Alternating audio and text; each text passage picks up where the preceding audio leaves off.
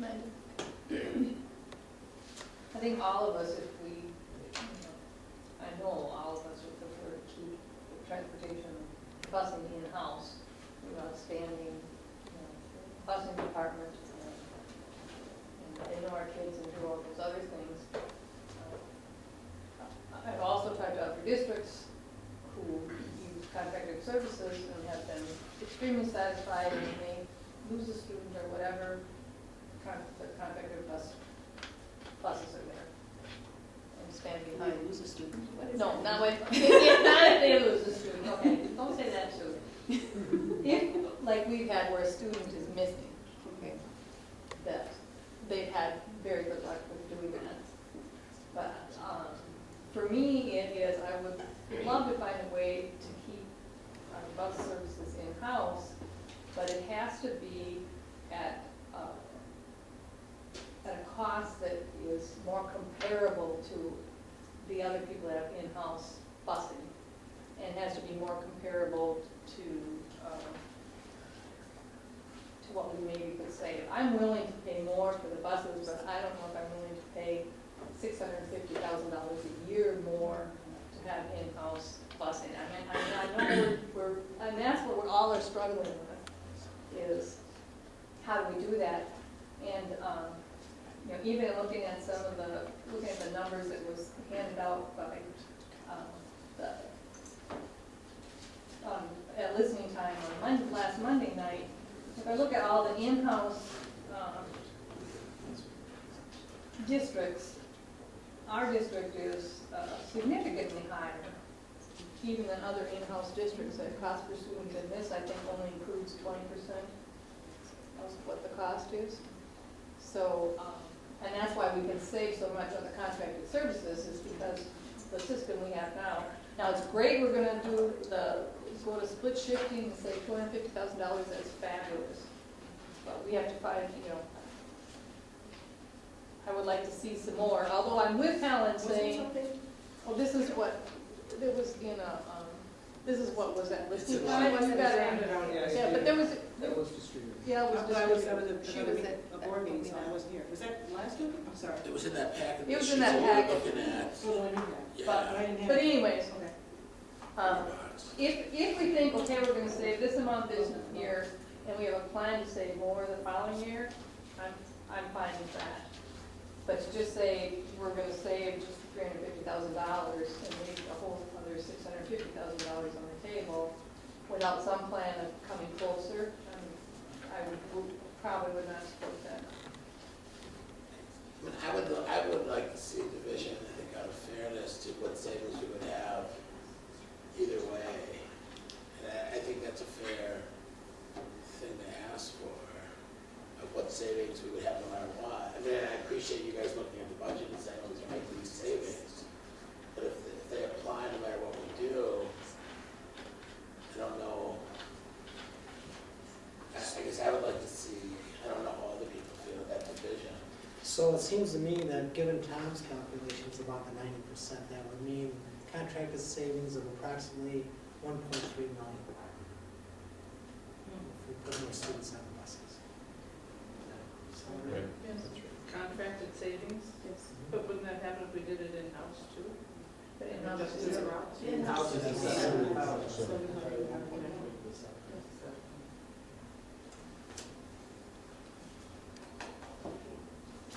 Everyone clear on these numbers?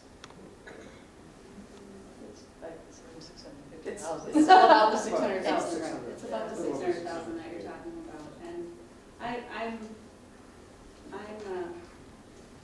pleased that the administration could come forward with the 700,000. I think it's been said that, we're all hesitant to contract out, and we'd love to keep this service in-house.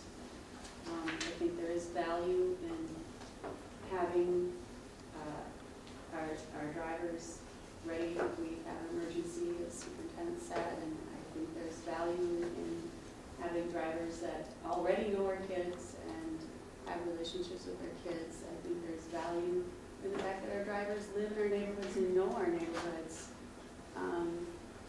If something happens, if there's an emergency.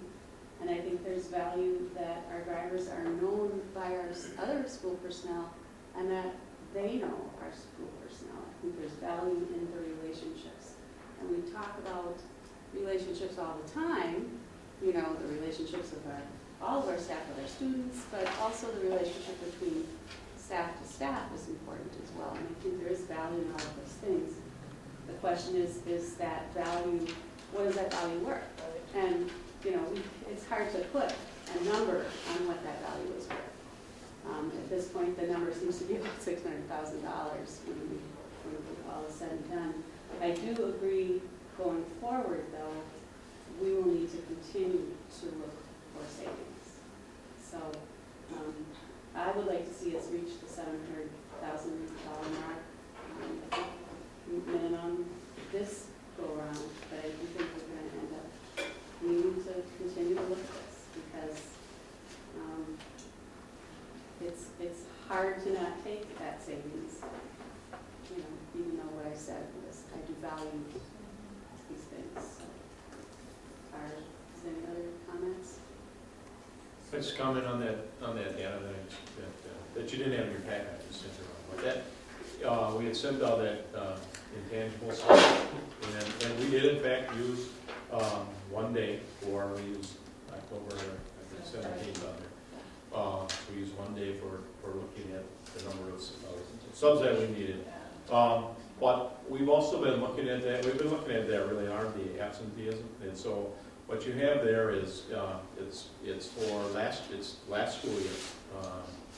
So it's the 10-11 school year.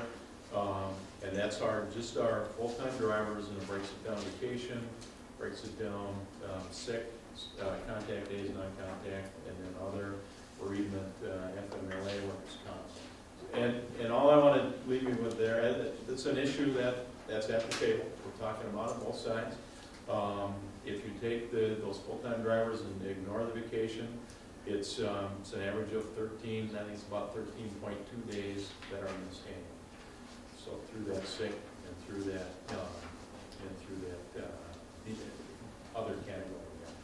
And then on a daily basis, and this is something that we've talked about in negotiations, but when I got here and took a look at our system and started looking at, you know, what are some things we can change, we have 20, on the average, 20 standby drivers every morning.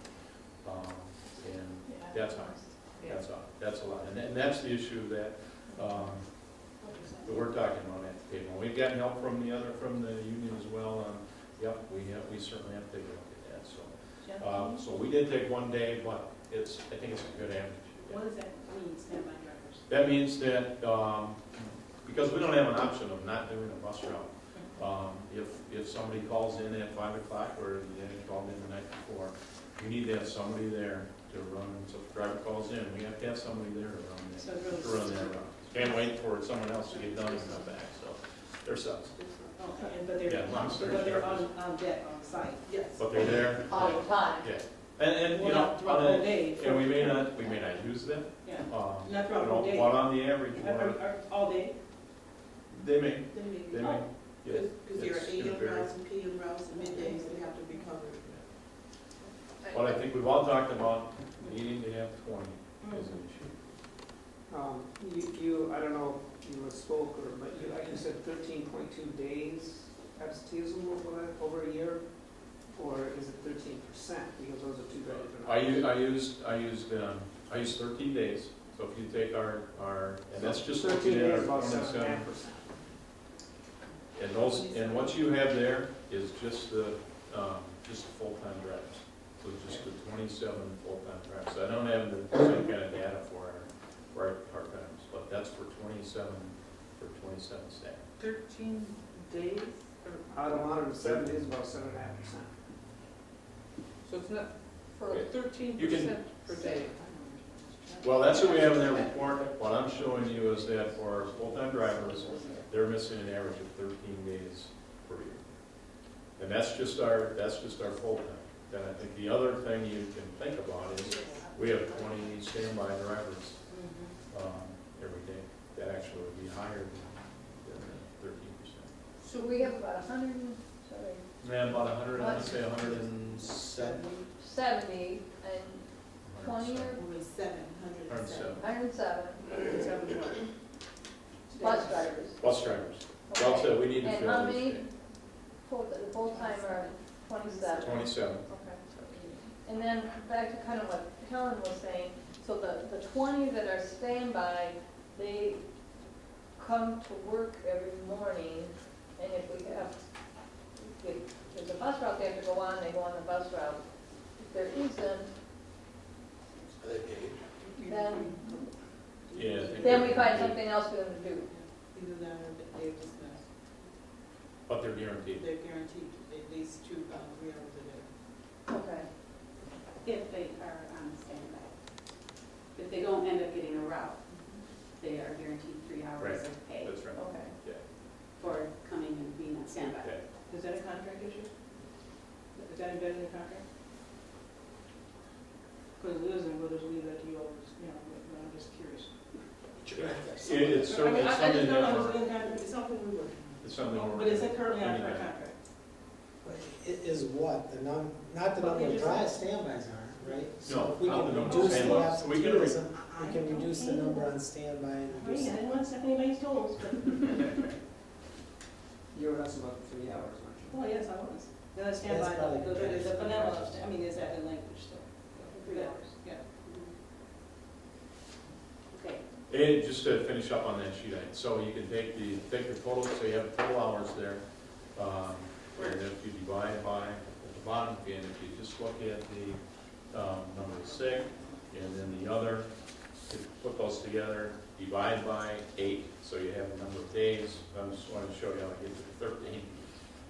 Divide by 8, divide by 27, it comes to 13.22. So that's taking the sick, the 15.54, and the other is 13.